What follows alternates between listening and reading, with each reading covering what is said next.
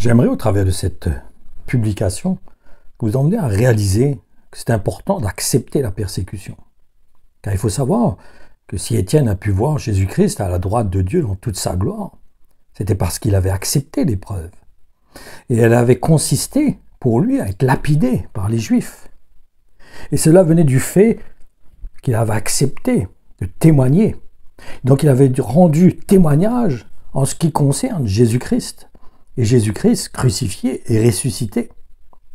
C'est pour cela qu'il avait été persécuté, c'est pour cela qu'il avait été lapidé.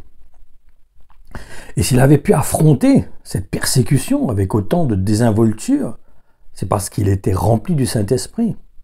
En effet, c'est ce que nous verrons dans les versets qui sont à la fin de cette publication.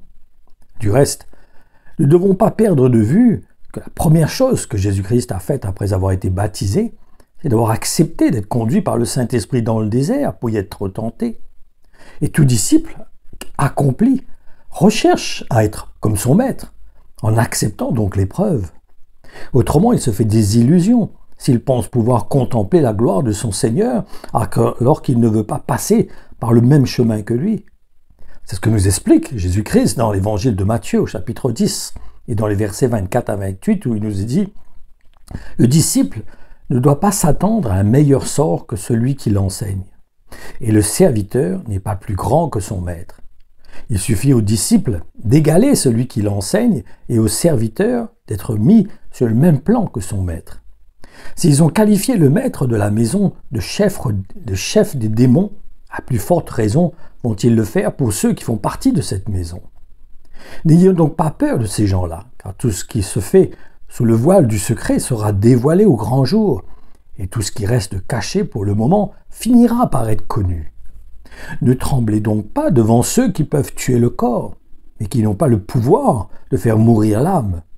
Craignez plutôt celui qui peut vous faire périr corps et âme dans l'enfer.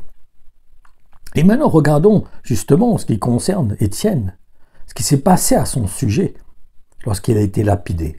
Et nous pouvons voir cela dans le livre des Actes des Apôtres, chapitre 7, et dans les versets 54 à 56.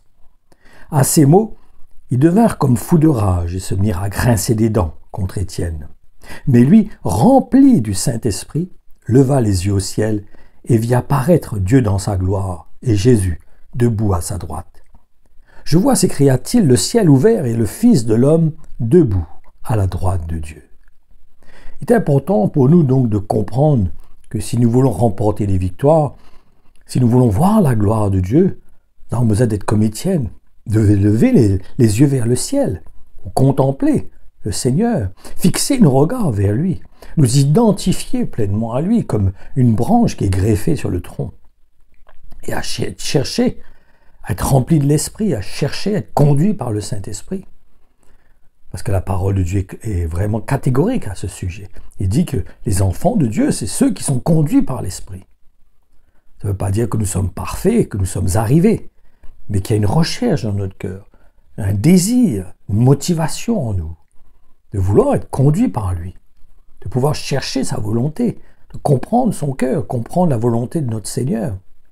Donc je vous encourage vraiment à chacun de nous que nous puissions nous encourager à être remplis de l'Esprit, à fixer nos regards sur le rémunérateur de notre foi, qui est Jésus-Christ crucifié et ressuscité.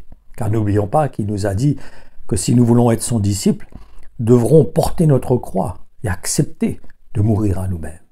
Que le Seigneur vous bénisse, qu'il vous encourage encore au travers de sa parole, qu'il vous permette réellement de vous attacher à lui, car les temps vont être mauvais et nous aurons vraiment besoin d'être enracinés en Jésus-Christ si nous voulons affronter ce qui arrive, les tribulations qui vont venir.